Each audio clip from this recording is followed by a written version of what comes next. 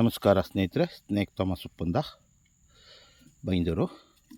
ನೋಡಿ, ಈ ಬಾಟ್ಲಿಯಲ್ಲಿ ಒಂದು ಹಾವು ಕಾಣಿಸ್ತದಲ್ಲ ನಿಮಗೆ. ಇವತ್ತು ನಾನು ಸ್ವಲ್ಪ ಸಾಗರ ತಾಲೂಕಿಗೆ ಹೋಗಿದ್ದೆ. ಬರುವಾಗ ನನ್ನ ಸ್ನೇಹಿತರನ್ನು ಭೇಟಿಯಾಗಲಿಕ್ಕಂತೇಳಿ ಹೋಗಿದ್ದೇನೆ. ಹಾಗೂ ನಾನು ಸ್ವಲ್ಪ ಕೆಲಸದ ನಿಮಿತ್ತ ಹೋಗಿದ್ದೇನೆ. ಬರುವಾಗ ಅಲ್ಲಿ ದರ್ಶನ ಪಾತ್ರಿಗಳು ಕೂತ್ಕೊಳ್ಳುವಂತಹ ಮರದ ಕುರ್ಚಿಯಲ್ಲಿ ಇನ್ನೊಂದು 5 ನಿಮಿಷ ಅಂದರೆ ಅವರು ದರ್ಶನಕ್ಕೆ ಬಂದು ಆ ಕುರ್ಚಿಯಲ್ಲಿ ಕೂತ್ಕೊಳ್ತಿದ್ರು. ಕುರ್ಚಿ ಅಡಿಗಿತ್ತು.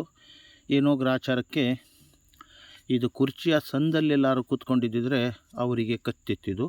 ಹಾವು ಚಿಕ್ಕದಾದರೂ ಹಾವಿನ ವಿಷ ಭಯಂಕರ ಇರ್ತದೆ. ಇದು ಕೊಳಕು ಮಂಡಳ ರೆಸೊಲೈಫರ್ ಅಂತ, ಭಯಂಕರ ಡೇಂಜರ್ ಇದು. ಮರಿಯಾದರೂ ಕೂಡ ಮರಿಯಲ್ಲೂ ಅಷ್ಟೇ ವಿಷ ಇರ್ತದೆ. ಅದೇ ಸಮಯದಲ್ಲಿ ತಕ್ಷಣ ನಾನಲ್ಲಿ ಹಾಜರಾಗಿ ಆ ಮರಿಯನ್ನು ಕೊಲ್ಲಿಕ್ಕೆ ಬಿಡಲಿಲ್ಲ. ಅಂದ ತಕ್ಷಣ ಅದನ್ನ ಹಿಡಿದು ಈಗ ಸಾಧಾರಣ ಒಂದು 15 ಕಿಲೋಮೀಟರ್ ದೂರದಲ್ಲಿ ಒಂದು ಕಾಡಲ್ಲಿ ಅದಕ್ಕೆ ಬಿಡ್ತಾ ಇದ್ದೇನೆ. ಬರ್ನಿಯಲ್ಲಿ ಒಂದು ಬರ್ನಿನೂ ನನಗೆ ಸಿಕ್ಕಲಿಲ್ಲ. ಒಂದು ಬರ್ನಿ ಸಿಕ್ತು. ಆಮೇಲೆ ಆ ಬರ್ನಿಯಲ್ಲಿ ಹಾಯ್ಕೊಂಡು ಅದನ್ನು ಇವಾಗ ತಗೊಂಡು ಬಂದೆ. ನೋಡಿ, ಹೋಗ್ತಾ ಇದೆ. ನೋಡಿ, ಕೊಳಕು ಮಂಡಳ ರೆಸೊಲೈಫರ್ ಅಂತ, ಭಾಳ ಡೇಂಜರ್ ಹಾವು. ನೋಡಿ, ನನ್ನ ಹತ್ರನೇ ಬರ್ತದೆ. ನೋಡಿ, ಈ ಕಡೆ ಹೋಗ್ತಾ ಇದೆ. ಈಗ ಕಾಣಿಸ್ತದಲ್ಲ ನಮಗೆ, ರೆಸೊಲೈಫರ್. ಇದು ಭಾಳ ವಿಷಕಾರಿ ಹಾವು ಇದು.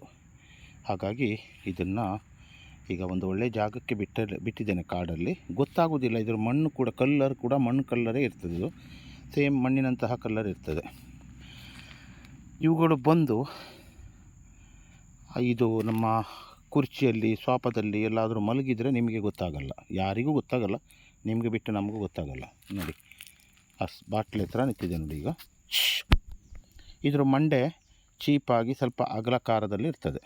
ನೋಡಿ, ರೆಸೊಲೈಫರ್. ಇವು ಹಾರ್ತವೆ ಮೈ ಮೇಲೆ. ಹಾಗೆ ನನಗೂ ಕೂಡ ಸಡನ್ನೇ ಮೈ ಮೇಲೆ ಹಾರ್ತವೆ ಅವು. ಹಾಗಾಗಿ ನಮಗೂ ಕೂಡ ಇದ್ರ ಬಗ್ಗೆ ಭಾಳ ಕೇರ್ಫುಲ್ ತೊಗೊಳ್ಬೇಕಾಗತ್ತೆ.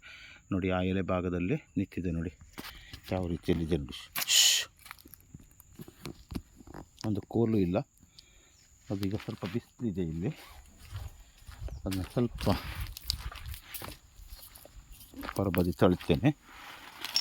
ನೋಡಿ, ರೆಸೊಲೈಫರ್ ಇದು. ನೋಡಿ, ಹೋಗ್ತಾ ಇದೆ, ಕಾಣಿಸ್ತದಲ್ಲ ನೋಡಿ.